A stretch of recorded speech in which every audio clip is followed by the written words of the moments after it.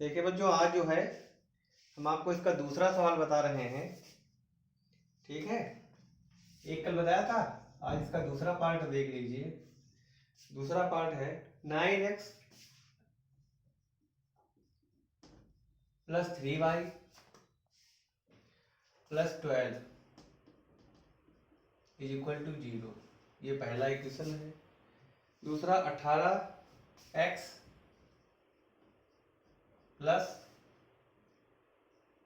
6y + 24 = 0।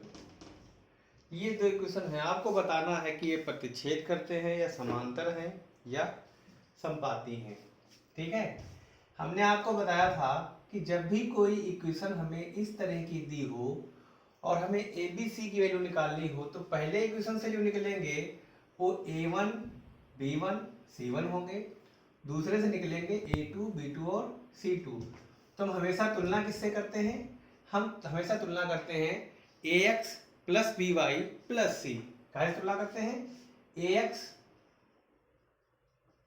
+ by + c = 0 से तुलना करने पर, उसी से तुलना करते हैं। तो समीकरण 1 से जो निकलेंगे वो होगा a1 = 9, b1 = 3, c1 = 12। दूसरे इक्वेशन से ये समीकरण 1 से ऐसा हुआ और समीकरण 2 से क्या होगा? a2 = 18, b2 बराबर क्या है? 6 और c2 बराबर कितना है? 24 है। ठीक, अब देखिए a1/a2 निकालें तो 9/18, यानी ये आ जाएगा 1/2। ऐसे ही b1/b2 निकालेंगे, b1/b2 तो 3/6, इसको भी काटेंगे तो क्या आएगा? 1/2। ऐसे ही c1/c2 निकालेंगे तो 12/24, इसको भी कैंसिल करेंगे तो आ गया 1/2। अब देखिए a1/a2 b1/b2 c1/c2 तीनों वैल्यू आ गई हैं। तीनों वैल्यू से क्या निष्कर्ष निकल रहा है कि a1/a2 बराबर b1/b2 बराबर c1/c2। तीनों वैल्यू बराबर जब होती हैं तो हम कहते हैं कि वो क्या होंगे? समपाती। क्या होंगे? समपाती। समपाती का मतलब होता है कि जैसे मान लीजिए ये x अक्ष है और ये y है, तो अगर पहली लाइन ऐसे जा रही है तो दूसरी लाइन भी इसी के ऊपर है, दोनों लाइनें एक पर ही हैं। ठीक है, समांतर में होता तो इसके समांतर जाती। ठीक है, तो ये काहे का एग्जाम्पल है? ये समपाती का है। तीसरा सवाल अपने आप लगाइए, अगर तीनों वैल्यू बराबर आएंगी तो समपाती होगा। अगर दो वैल्यू बराबर हो, तीसरी बराबर ना हो तो हम कहते हैं समांतर होगा। और अगर ये दोनों वैल्यू ही बराबर ना हो तो क्या होता है? वह एक दूसरे को प्रतिच्छेद करती हैं। ठीक है, अब देखिए सवाल नंबर 3 कह रहा अनुपात a1/a2 b1/b2 c1/c2 की तुलना कर ज्ञात कीजिए कि निम्न रैखिक समीकरणों के युग्म संगत हैं या असंगत। देखिए पहला ही देखिए 3x + 2y - 5 = 0, ये पहला है। दूसरा क्या है? 2x - 3y - 7 = 0। ठीक है, 2 3 ठीक है, ये दो समीकरण हमें दिए हैं। हमें बताना है कि ये समांतर हैं या क्या करना बताना है कि ये संगत है या असंगत है। देखिए अगर a1/a2 b1/b2 c1/c2 के बराबर हो तो ये समपाती होते हैं और इन्हें हम कहते हैं क्या है? ये संगत है। क्या है? संगत। अगर ये बराबर ना होता, यहाँ पर समांतर होती, तो हम क्या कहते हैं उसको? असंगत।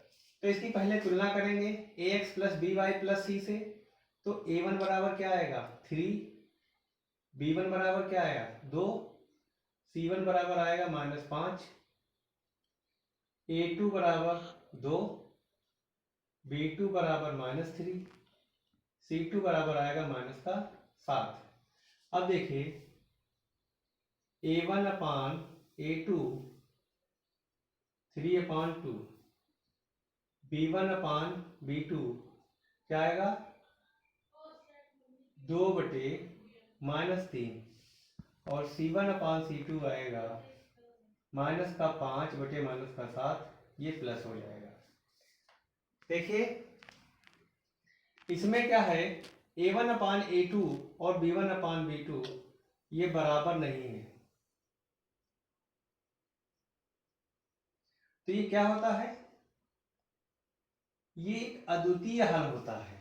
क्या होता है, हम आपको बता चुके हैं कि अगर A1 अपान A2 B1 अपान B2 के बराबर ना हो तो वो क्या हल होता है, वो अद्वितीय होता है। ठीक है, तो ये आपको इसमें क्या बताना है कि ये इसका हल कैसा आएगा, अद्वितीय, जैसा पहला था। ठीक है, ऐसे ही आप इसका दूसरा खंड लगाइए। दूसरे में क्या है, इसका दूसरा खंड भी आप एक बार देख लीजिए। ये है 2x - 3y -8 = 0, ये पहला समीकरण है। दूसरा है 4x - 6y -9 = 0। अब देखिए ये A1 है, ये A2 है, हम सीधे लिखेंगे A1 अपान A2 बराबर तो हो जाएगा 2/4, काटिए इसको, आ जाएगा 1/2। ऐसे ही हम यहाँ पर निकालेंगे B1 अपान B2, ये B1 है, ये B2 है, -3 अपान -6, ये प्लस हो जाएगा, कितना आ गया 1/2। ऐसे ही C1 अपान C2 निकालेंगे, ये आएगा -8/-9, ये प्लस हो जाएगा, ये आएगा 8/9। इन तीनों को देखिए तो क्या निकलता है कि A1 अपान A2 ये तो B1 अपान B2 के बराबर है, लेकिन ये C1 अपान C2 के बराबर नहीं है।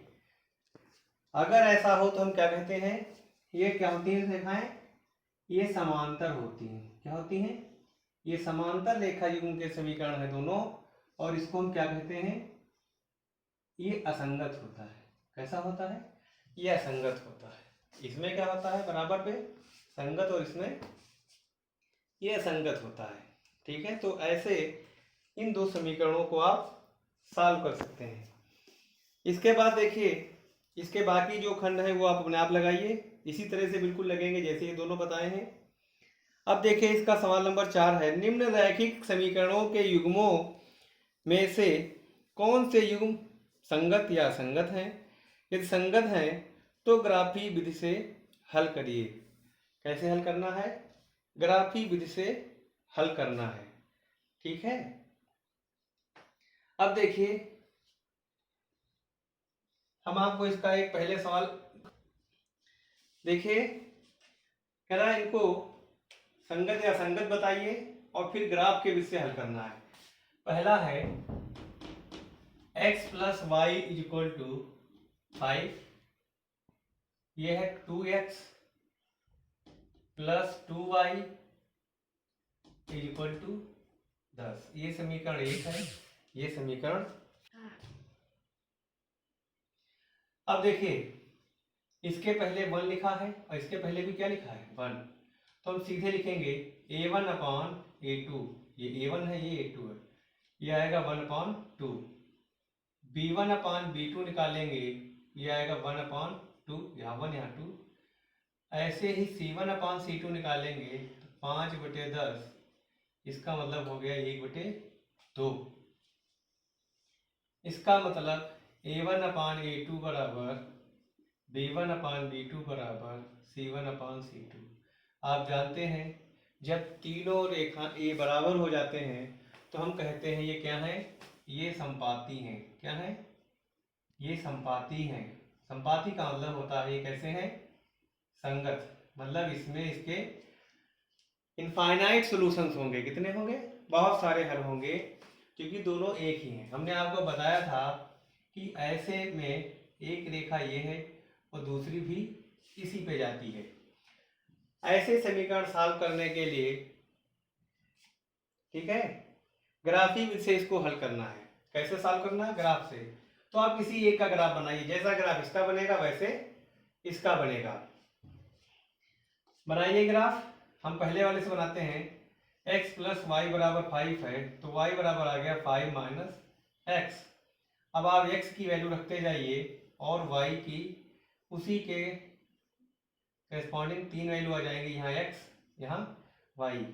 अगर हम x बराबर 1 रखेंगे तो y कितना आ जाएगा? 5 माइनस 1 करेंगे 4 आएगा। कितना आएगा? 4। ऐसे ही x बराबर जब हम 2 रखेंगे तो y कितना आएगा? 5 माइनस 2 करेंगे कितना जाएगा? 3। ऐसे ही x बराबर अगर हम कोई भी वैल्यू आप रख सकते हैं, 4 रखेंगे तो देखिए 5 माइनस 4 क्या आएगा? 1। ये 2 रखेंगे तो ये 3 आएगा, ये 4 रखेंगे तो 1 आएगा। अब ये हमें ग्राफ बनाना है, तो ग्राफ में देखिए आप इस तरह की लाइनें होती हैं।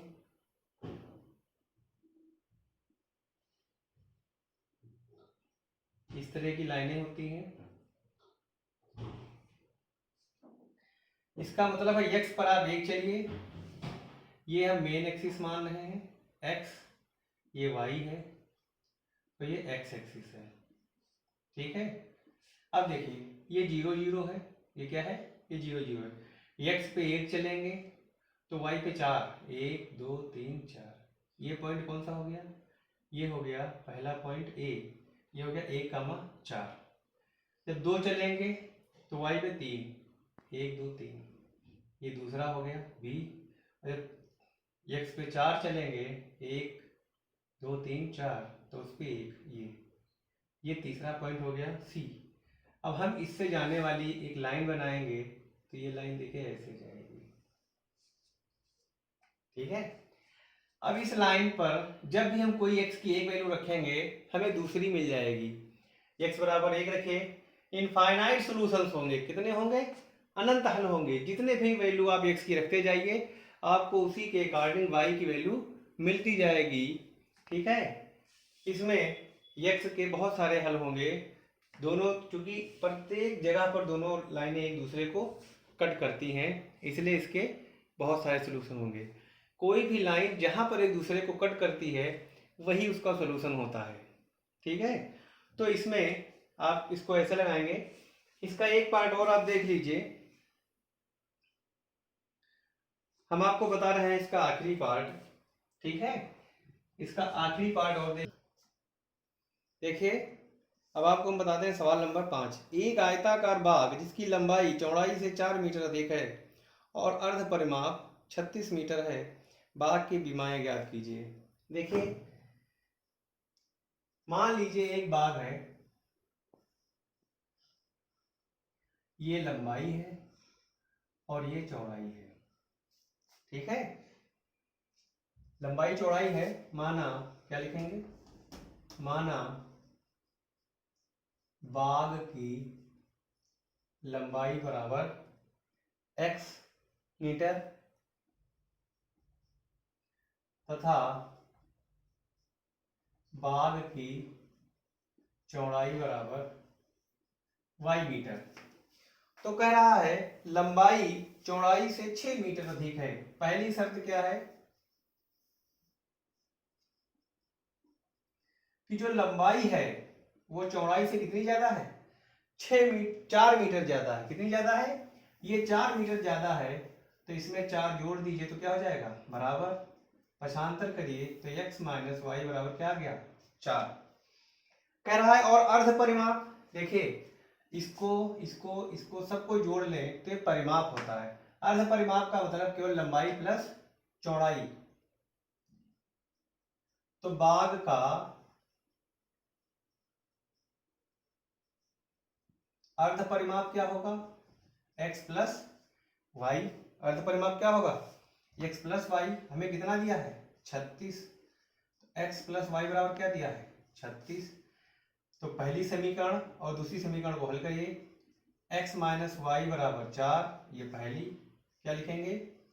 समीकरण 1 व 2 से x माइनस वाई बराबर 4 और x प्लस वाई बराबर कितना दिया है 36। दोनों को सॉल्व करिए। देखिए चिन्ह अपोजिट है तो क्या लिखेंगे, जोड़ने पर ये कट जाएगा, 2x बराबर आएगा 40, x बराबर 40/2 कितना आ जाएगा 20। x का मान समीकरण 2 में रखने पर x का मान समीकरण 2 में, वैसे आप किसी में रखिए, चाहे फर्स्ट में रखिए चाहे सेकेंड में रखिए, किसी में आप रख सकते हैं। x की जगह रखेंगे 20 प्लस वाई बराबर 36, तो y बराबर हो गया 36 माइनस 20, यानी y बराबर हो गया 16 मीटर। कितना हो गया 16 मीटर। देखिए ये चौड़ाई है, चौड़ाई से लंबाई कितनी ज़्यादा है 4 मीटर, और दोनों का जोड़ कितना है 36 मीटर। ठीक है, तो ये सवाल नंबर 5 है। इसके बाद देखिए सवाल नंबर 6 है, एक रैखिक समीकरण 2x + 3y - 8 = 0 दी गई है। दो चरों में एक ऐसी और रैखिक समीकरण लिखिए ताकि प्राप्त युग्म का ज्यामितीय निरूपण, जैसा कि प्रतिच्छेद करती रेखाएं हों, समांतर रेखाएं हों और संपाती रेखाएं हों। देखिए जब हमें एक समीकरण दिया हो और दूसरी समीकरण ज्ञात करनी हो जो प्रतिच्छेद करती हो, तो b1/b2 यानी b और a ये वैल्यू आप बदल दीजिए तो ये क्या हो जाएंगी, प्रतिच्छेद करेंगी। समांतर होने के लिए क्या जरूरी है कि a और b तो बराबर हों लेकिन c बराबर ना हो, और अगर संपाती हैं तो इसी समीकरण को 2 से या 3 से मल्टीप्लाई कर दीजिए, तो जो रेखा रैखिक समीकरण हमें प्राप्त होगा वो क्या होगा, वो संपाती होगा। तो इसको अपने आप लगाइए। ठीक है, फिर है समीकरण x - y + 1 = 0 और 3x + 2y = 0। ग्राफ खींचिए। अब ग्राफ खींच लेते हैं, हमने आपको पढ़ाया है। x अक्ष और इन रेखाओं के बने त्रिभुज के शीर्षों के निर्देशांक ज्ञात कीजिए और त्रिभुजाकार पटल को छायांकित कीजिए। ठीक है, तो देखिए इस सवाल को लगाने के लिए आपको ग्राफ चाहिए, क्योंकि एग्जैक्ट लोकेशन तभी पता चलेगी जब आपके पास ग्राफ होगा। ठीक है, हम आपको इसे बता देंगे। ठीक है, देखिए लेकिन आप ग्राफ से इसको जरूर एक बार लगाइएगा। एक समीकरण है x - y + 1 = 0, दूसरा है 3x + 2y - 12 = 0। ये दो समीकरण हैं। कह रहा है इनका ग्राफ खींचिए और x अक्ष के साथ इनसे जो त्रिभुज बनेगा उसका क्षेत्रफल भी बताइए। तो सबसे पहले पहला ग्राफ हमें बनाना है।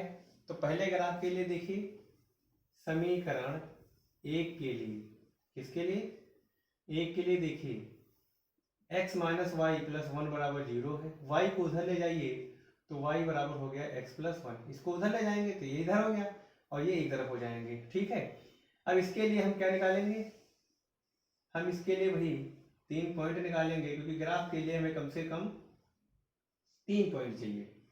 x बराबर 1 रखिए तो y बराबर आएगा 2, x बराबर रखिए 0 तो y बराबर आएगा 1, x बराबर रखेंगे 2 तो y कितना आ जाएगा, 2 और 1 क्या आ जाएगा 3। इसमें x की वैल्यू रखिए और y उसी के हिसाब से आ जाएगा। 2 रखेंगे तो कितना आ जाएगा 3। ये तो पहला समीकरण हो गया। अब दूसरे के लिए देखिए, दूसरा समीकरण ये है। इसके लिए दूसरे समीकरण के लिए क्या है, 2y इधर रखेंगे, उधर ले जाइए 12 - 3x। हमने इसको इधर रखा, बाकी सबको उधर पर ट्रांसफर कर दिया। अब इसमें देखिए अगर हम x की कोई ऐसी वैल्यू रखें, सबसे पहले x बराबर 0 रखने पर, क्या रखेंगे 0 रखने पर, तो हो जाएगा 2y बराबर 12 - 3 × 0 बराबर 12, तो y बराबर हो गया 12/2 यानी 6। इसके लिए भी हमें क्या बनाएंगे, हमें 3 पॉइंट इसमें भी चाहिए, x और y। x बराबर 0 रखा तो y कितना आया 6। अब इसी प्रकार से x बराबर क्या रखेंगे, 2 रखिए, क्या रखेंगे, x बराबर 2 रखने पर तो 2y बराबर 12 - 3 × 2 यानी 12 - 6 बराबर 6, तो y बराबर हो गया 6/2 यानी 3। जब ये 2 रखेंगे तो कितना आया 3। इस समीकरण में आपको वैल्यू रखनी है, उसी के हिसाब से आपको मिलेगा। ऐसे ही आप x बराबर -2 रखेंगे, क्या रखेंगे, -2 से बहुत बड़ी नंबर आ जाएगी, x बराबर रखिए 4, क्या रखेंगे 4।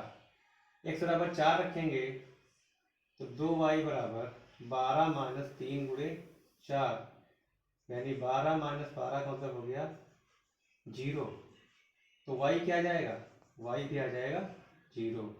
तो जब इसको हम 4 रखेंगे, x बराबर 4, तो y क्या आ जाएगा, ये 0 आ जाएगा। अब हमें क्या करना है, इन दोनों की सहायता से हमें एक ग्राफ बनाना है। देखिए इस तरह का आपका ग्राफ होता है।